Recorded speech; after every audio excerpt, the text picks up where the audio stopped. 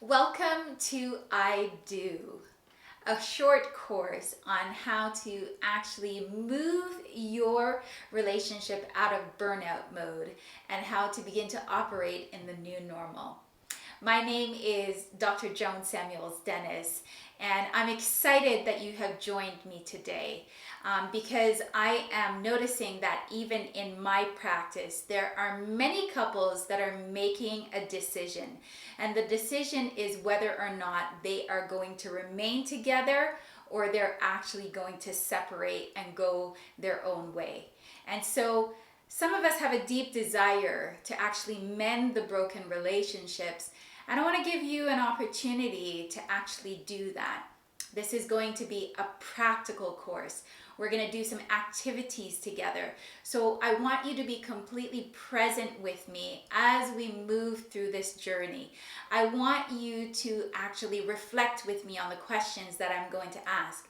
I'd like you to grab some paper, a pencil, or a pen so that you can actually respond to the activities that we are going to do together. My name is Dr. Joan Dennis, and I am what you call an RN psychotherapist. That means I have a PhD in nursing and mental health promotion. I have a master's in community health, and I have a baccalaureate in nursing. I have a deep desire to see our families mend in this time. We are at a pivotal moment in time where we're making some decisions. We're going to go together or we're going to go apart. And so for you who have a deep desire to go together, I am hopeful that this course will not only set you on a new course, but it will give you some insights about yourself and about your partner that will be helpful to you to begin to have some new dialogue, some new conversations. As we go through this course, my deepest desire is to provide you with some insights about the multiple and the layered stressors that are causing relationships to burn out at this time. And I'm also going to give you some tools to help you emotionally reset and step back into what I call our place of peace.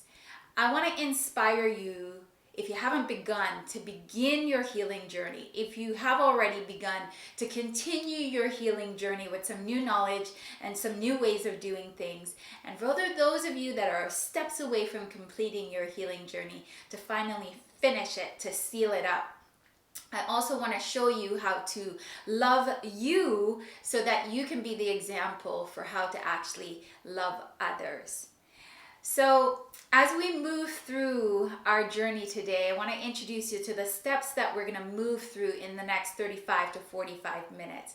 We're going to talk about what relationship burnout is. Then we're actually going to move through an acronym and a thing that I call pushing the stop button. And then we're going to look at how we do our healing work. We're going to talk about a really pivotal healing modality, a healing practice that is both spiritual but is also mental and that impacts the body, called forgiveness. And then finally I'm going to end off by giving you a little exercise that is a meditative exercise and a meditative prayer that I know can help bring you into that place of balance and peace. I want to introduce you to a definition of burnout. And this is my adapted definition from the World Health Organization. And it says this: burnout is a syndrome resulting from chronic marital and relationship stress that has not been successfully managed. Note, it has not been successfully managed. You've attempted, but you have not successfully managed the stress. And it's characterized by 3 dimensions or domains. That means it shows up in a particular way. And here's how it shows itself. There are feelings of energy depletion or exhaustion. And then there is increased mental distance from one's partner or from the relationship. There are definitely feelings of negativism or cynicism related to yourself in the relationship, related to your partner, and related to the relationship itself. So, just percolate on that and just begin to think about the question, how negative, how cynical have I been about my relationship lately? The third domain is that there's a reduced sense of harmony, and there's compromise to what we call joint accomplishments. In fact, you have begun to just make decisions separately because the conflict is too much at this point. But there is yet another component to this, and it is what I call the loss of personal identity. And we're going to talk about that a little bit more.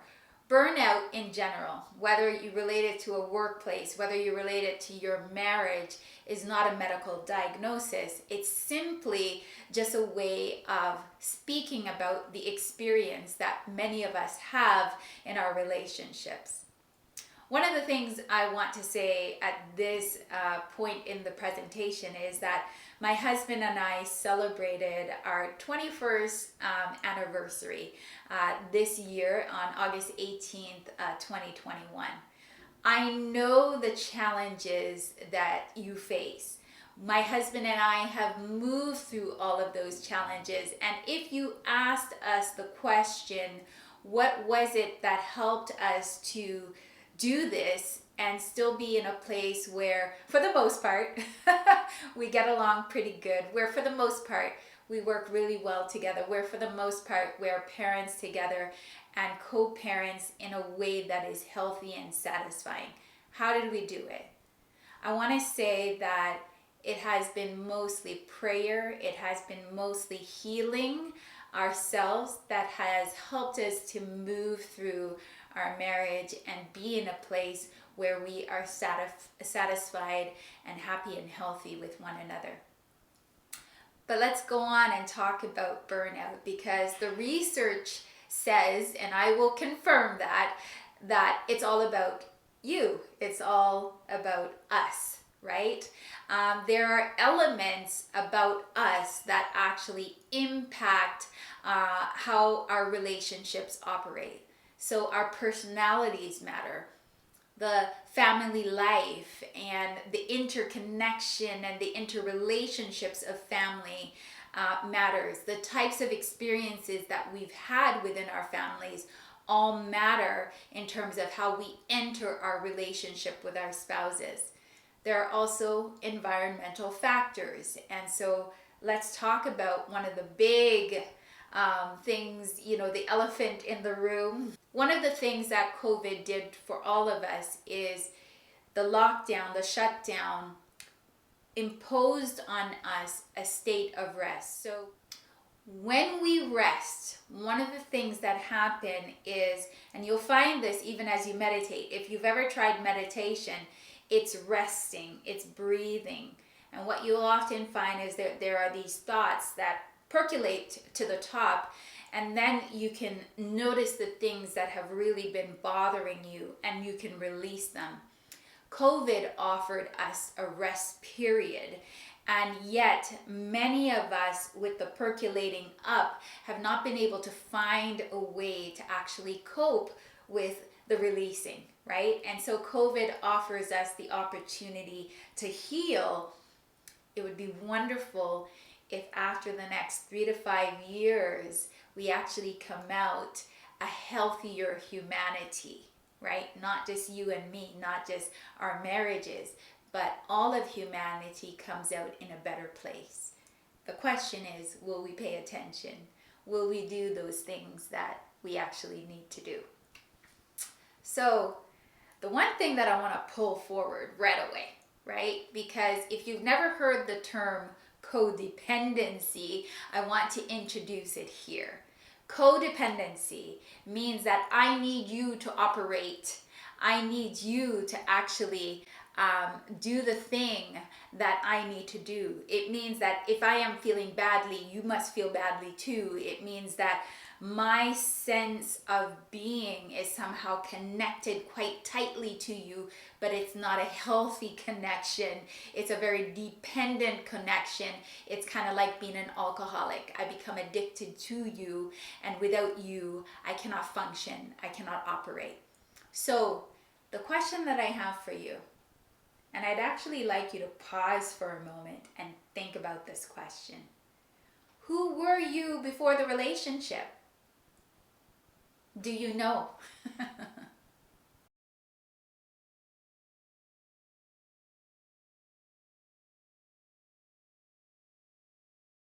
Some of us know who we were before the relationship, and some of us absolutely don't. And that's because we lost our identity even before this relationship. And then we went into a relationship without an identity, connected it to someone else. And sometimes what happens, especially in those times of crisis, is we have to work backwards. And we actually have to find the moment where we lost our identity and reclaim it. We're going to talk about that too. And I want you to think about something else. I want you to think about the marriage. I want you to think about the kinds of issues that you've been bringing up. And here's what I say to all the couples that come through the door. I say, he is not your problem. She is actually not your issue. The other thing I say to all of these couples is, we marry the people that are going to help us heal. And how does that happen? All of us are in a place of wounding, and eventually, as we move through this journey in this life, we come to a place of healing. And in our wounded place, there is something that emanates from us. There's something that we are attracted to. There's something that the other individual is emanating and attracted to. And oftentimes, those people that need one another to actually heal come together.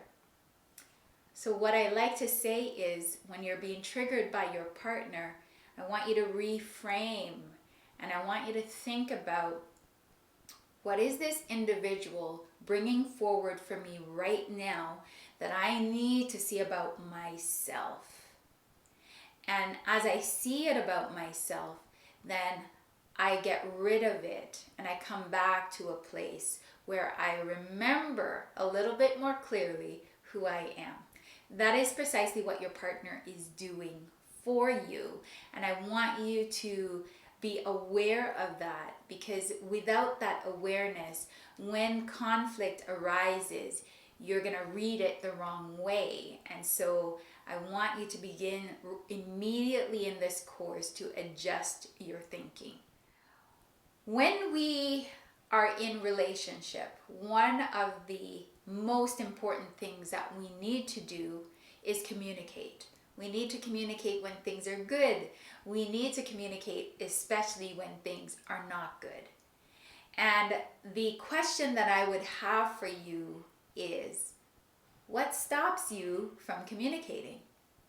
And I've asked this question over and over and over. So I just want you to pause for a moment, and I want you to think about, what stops you when things go wrong, and they always do. What stops you from communicating?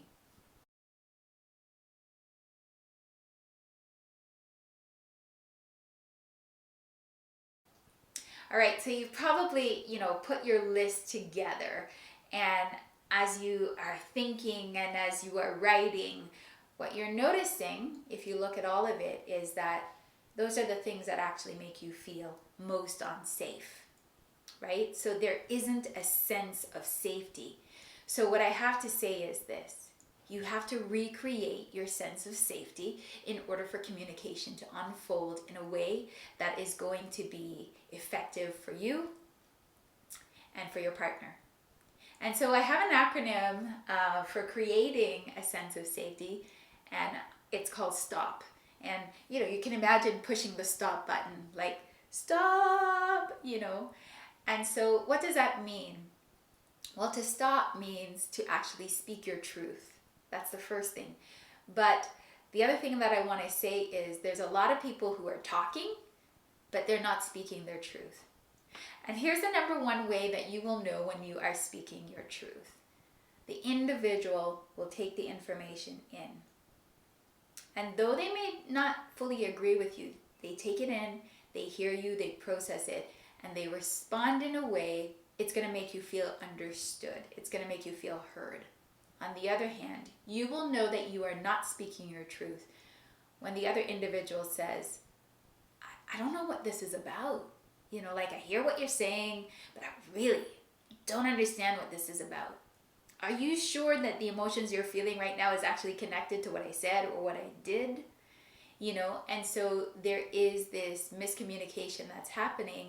And because of that, you will know that you are not speaking your truth. Okay? That means you have to find it. And I'll tell you how to find it. The next thing that we have to do is we have to resolve our traumas. We're going to talk about that as a truth, forgiveness, and reconciliation process that I want you to move through.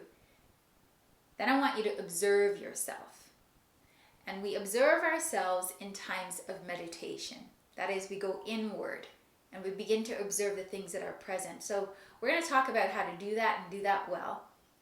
And then we're going to do a pressure release exercise, a journaling activity that I know has made a lot of difference for my clients, and I want to offer you that journaling activity as well.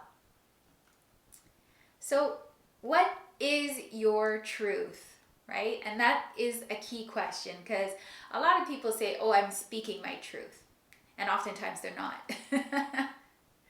Here's the one truth that I want you to just really grab hold of, right?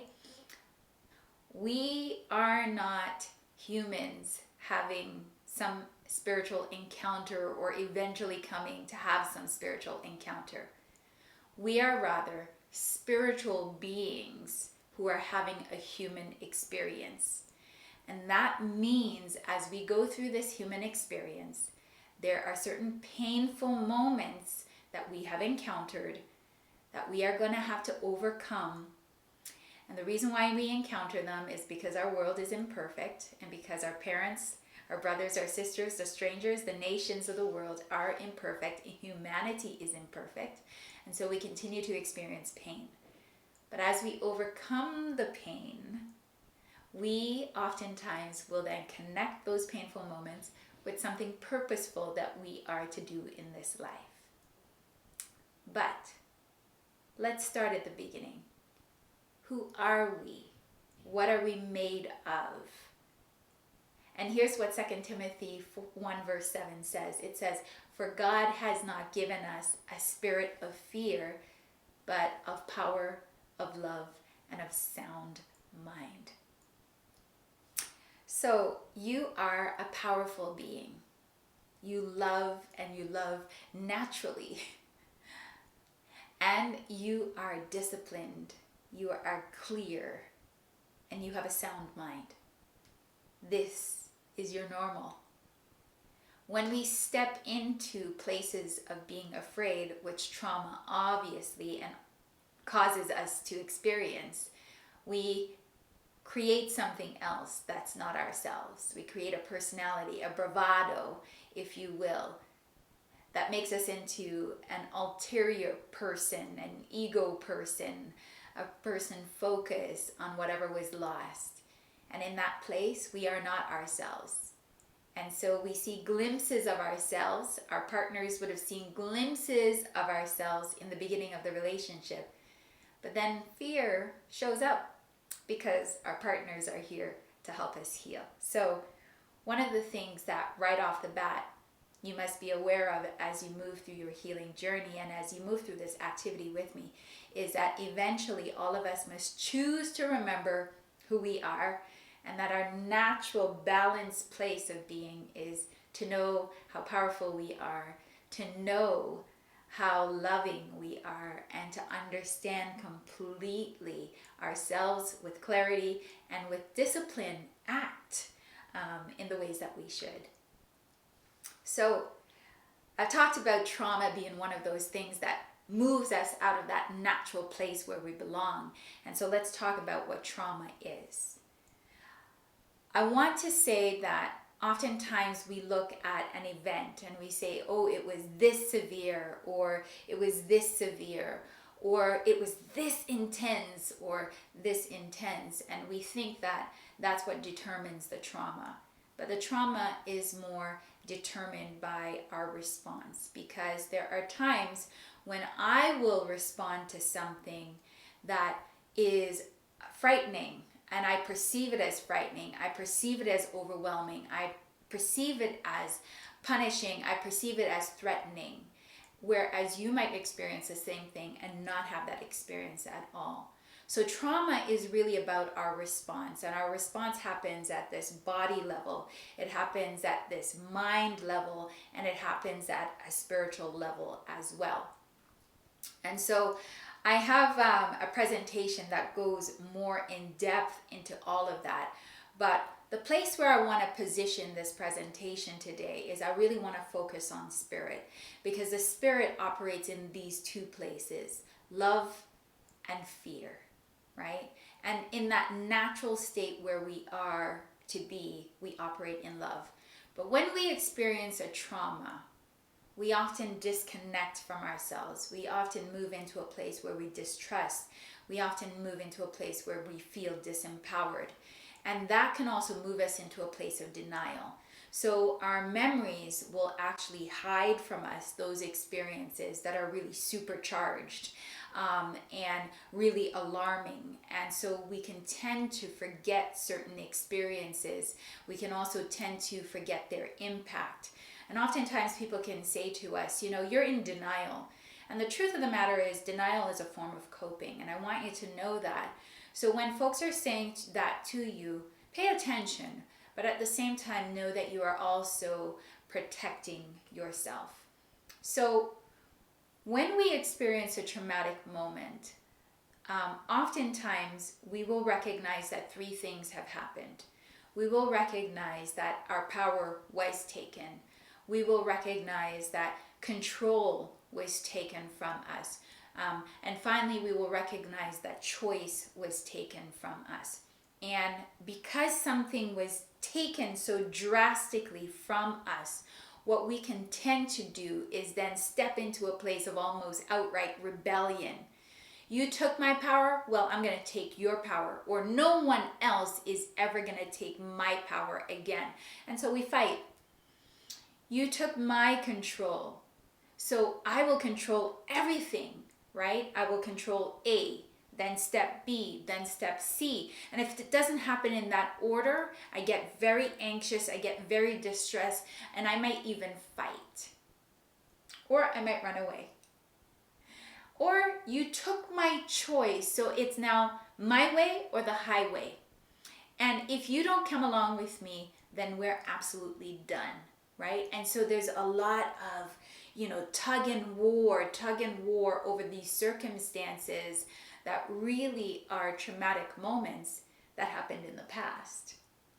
But because they happened in the past and we haven't processed them, we bring them into our relationship in the present. And every time our partner does something that triggers us, what we find is that we actually then begin to react to them in a traumatized way, and yet we don't even know that we're doing it.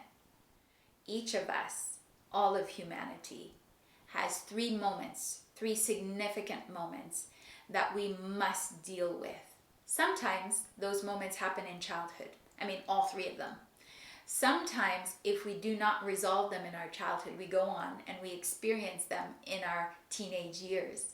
And if we don't resolve it in our teenage years, we go on and we experience it in our adult years. So sometimes we can have one event in childhood, another event in the teenage years, another event in the adult years. Or what we see is the triple decker. Things keep happening in childhood, things keep happening in our teenage years, things keep happening in our adult years. And so we have to be aware of the multiple and layered moments that are really repetitions of an old trauma that keeps repeating itself because we haven't healed. I want to talk to you about something called the trauma triangle. And this is a coping method and a mechanism that many of us actually adopt after experiencing a trauma. And many of us are playing out these roles called victim, persecutor, and rescuer, and we don't even know it. I want you to think about a moment that you have experienced. And I know it's hard to sometimes go back to those moments, but think about a time when you were a victim. I want you to kind of understand what would have been happening for you in that moment. As the trauma unfolds, the victim experiences oppression and disempowerment and often feels taken advantage of or broken. They typically embody feelings of hopelessness and helplessness, loneliness, isolation, anger, and a deep sense of grief because they feel they have no power, no control, or choice over their internal and external world. Let's talk about the persecutor. This is the person who is offending the other person, doing the harm to the other. As the trauma unfolds, the victim experiences the thoughts of the persecutor, hears their speech, or observes their action. And through a process that's activated by a bunch of brain cells called mirror neurons, the intention of the persecutor becomes fully known to us, but the person is powerless to them. Some of us in the moment will resist the thoughts of the persecutor, but most of us will adopt the persecutor's thoughts as our own. We will later inflict the wound on ourselves as well as others. Now think about a time when you were a persecutor. Yes, you were the one inflicting the wound, and I know this is a hard thing to imagine and even contemplate, but it's important to do.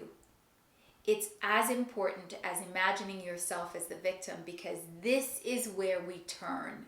This is where we recognize the wounds that we have inflicted on others, whether consciously aware or not. And this is where we turn the tide.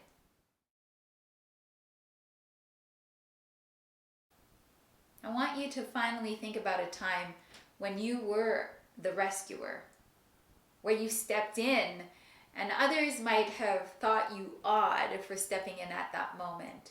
You know, there are times where we perceive that a moment is distressing for others because it's distressing for us. We step in and we want to rescue the group, and yet the group is looking at us like, are you okay? Know, if you've ever had that reaction, that you are participating in a role that is still based in your trauma.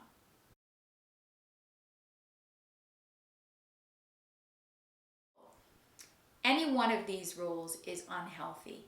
And if you find yourself constantly playing the victim, constantly playing the rescuer, constantly playing the persecutor, it's time to step out of it. I want you to take a moment, and I want you to actually engage in a writing exercise with me. I want you to think about the first argument you ever had with your partner. And I want you to write any and all things that come to your mind, you know, for a 3 to even as much as a 7-minute period of time. The first fight is the last fight, because the first fight reminds you some of the traumas that you have experienced before. And you step into a place where you're unable to forgive your partner for replicating that trauma. And rather than seeing it as a trigger for you to go back and heal, you've now held it against your partner for a very long time. And the first fight is the last fight. And so I want you to think about that. And I want you to sit 3 to 5 minutes.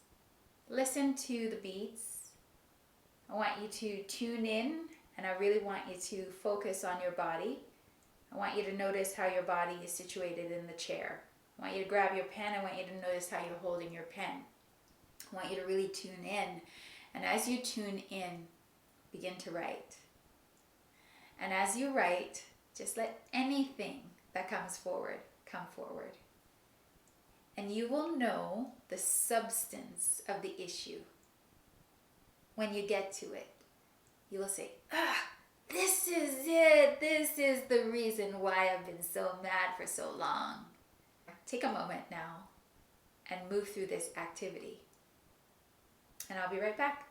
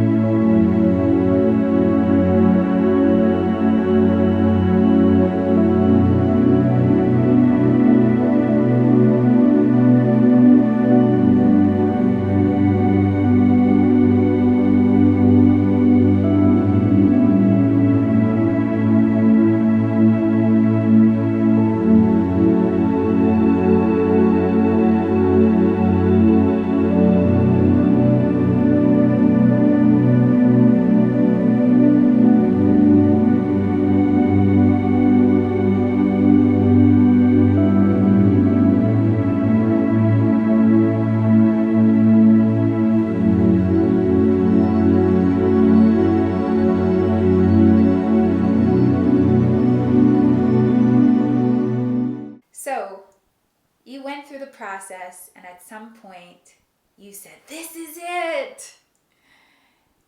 So I have a question for you now. When was the first time in your life, your entire life, that you felt the way your partner made you feel? If you can answer that question, you have the solution to your marital problems. I want to talk to you about forgiveness, because once you know what the problem is, the next step is actually to heal it. And we only do this with forgiveness.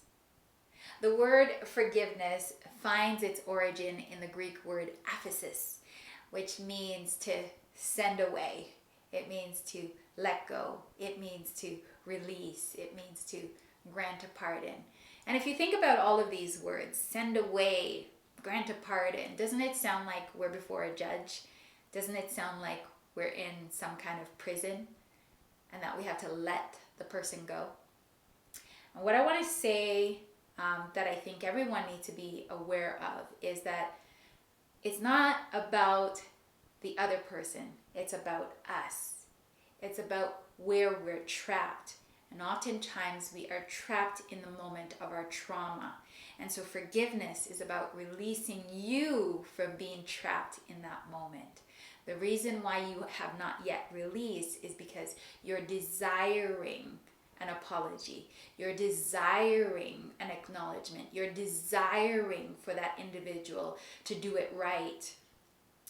And so when we forgive, we go back and we actually look at that moment, because as we look at that moment, we will see all the things that we've been asking that person to actually do for us. Right now, I want to talk to you about a tool, and I call it a tool because it really is. And this is my daily forgiveness journal. And the reason why I introduce it at this point, because I'm going to talk to you a little bit further about forgiveness. But this tool I developed after 7 years of working with my clients and coming to a full and what I would call whole understanding of what forgiveness is really all about. And the fact that as we forgive, there's an inner cleansing, but also as we forgive, we become very aware of who we are. We remember us.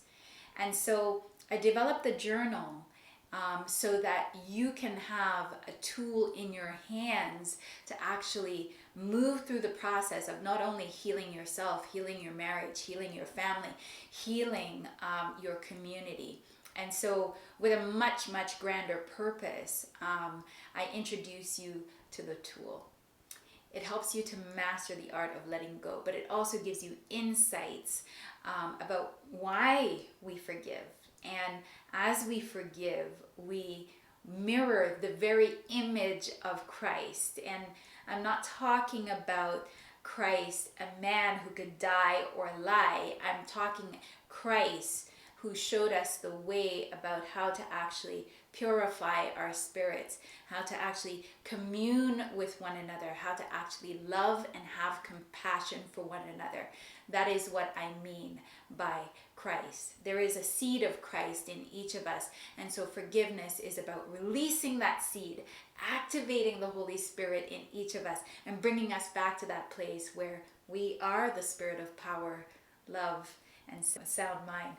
So the journal is $79, and you can find it on my Shopify store at forgiveandlivewithdrjoan.com. So let's move now and let's talk about what forgiveness looks like. When we forgive, we want to re-enter the memory through a visualization process. I actually will have my clients walk into the room with me, tell me what's the color of the wall, what's on the floor, what things are surrounding us, what is said, who says it, where are you in relation to other people, and that's what the journal will call you to do.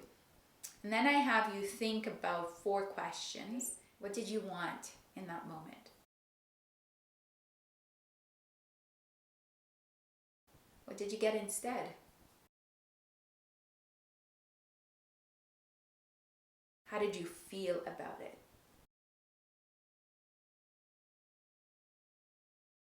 And And what do you know about this person and the trauma triangle that they might be stuck in that would help you to come into this place of understanding and compassion for them? But what we're doing here is we're seeking the truth, and one of your truths is actually to teach you how you love. We all have a unique love language, and our traumas actually help us to decipher our love language. And so the process of forgiveness clarifies your love language. That's how you love. That's how you want to receive love. And I'm not talking about the 5 love languages. I'm talking about your unique love language. And so it helps you to know that truth, because once you know that truth, you can speak that truth to others.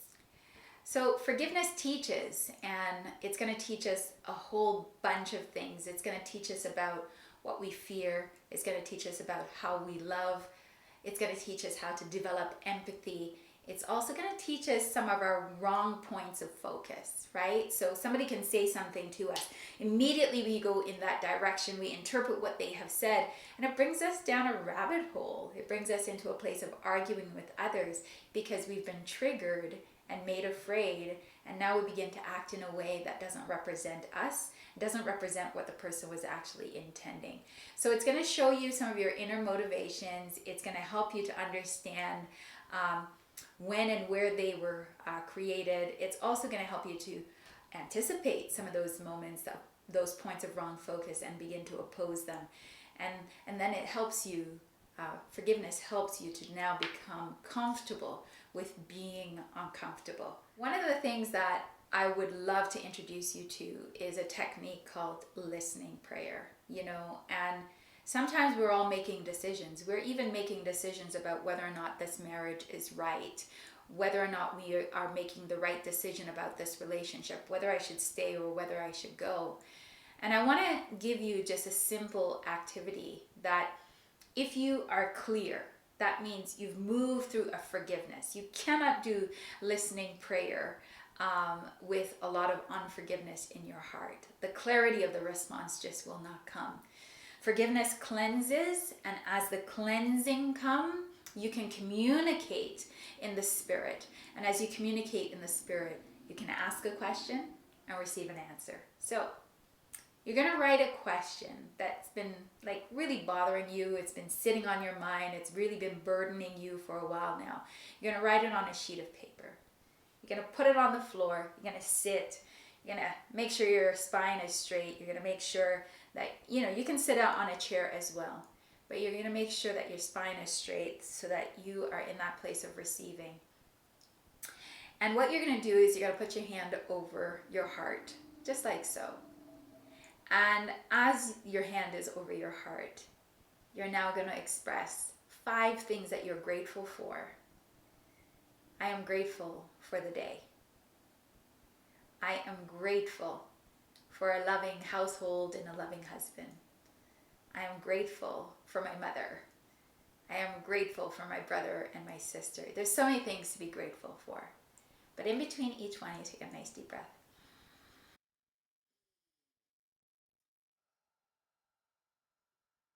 In through the nose, out through the mouth. And you repeat that about 5 times. And if you want to do it for 10 times, if you're that grateful, then you say all those things that you're grateful for. And then you go into a time of silence. And you just sit, eyes closed. And you just breathe.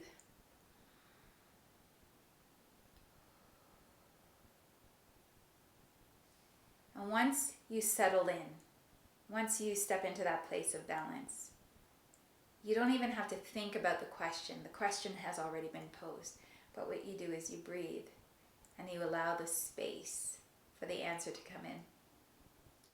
So we have been on a journey. I've taken you down a road and we have traveled together and we have looked at what relationship burnout is. And then beyond that, we have actually looked at how do you come to a place of self-awareness? How do you raise really your conscious awareness of those things that are really the root cause of your burnout at this moment? We have talked about stop. We've talked about how to push that button, how to move through a process where you speak your truth, where you actually can heal the traumas that affect not only this relationship, but quite frankly, all relationships, including your relationship with yourself. And beyond that, we have talked about 3 different types of practices. Forgiveness being the primary, meditation, and in a particular style, listening prayer. And then I've also given you a reflective writing style that I know can shift everything in terms of how you actually come to discover the thing that is bothering you in this moment. We have moved from there and we have talked about how do you begin the healing work. I introduced you to my journal, which I think allows you to work independently. And especially if you're one of those folks who like to work with yourself before you actually seek external help and support, I would suggest you begin there. Every single human being on the planet needs to heal. And if we convince ourselves that somehow others have issues and we do not, we're actually doing a disservice to all humanity. There are victims on the planet, and then there are persecutors on the planet, and of course there are those who rescue. But if we remain in each of those roles that we covered during our session today, we do a complete disservice not only to ourselves, not only to our God, but to all humanity. All of us will begin the healing journey alone. And we will attempt to do that without a practitioner. And I've given you a tool, my daily forgiveness journal, to help you with that. But all of us are limited in seeing our blind spots. And so this is when we need somebody who can act in a therapeutic way to coach us through the forgiveness process. And so if you are ready for that, I am here to support you. When I healed as a wife, there was this beautiful shift in my relationship with my husband. But then he had to follow suit and he had to pursue his healing as well. And when both of us healed, that transitioned to our children. And so I want to introduce you to one of the programs that I am most proud of. I call it the Couples Infusion Program. In this program, the goal is to help you control the burnout in your relationship, and then to help both of you come to that place where you show up in your relationship powerful, yet independent, controlled, yet independent, disciplined, yet independent, and of course, that the love bubbles over. When I walk my clients through the Couples Love Infusion Program, we move through a 3-phase journey. In the first phase of our journey, we meet together. And really what I want to discover is what is happening right now and what is the goal that both of you have for the relationship.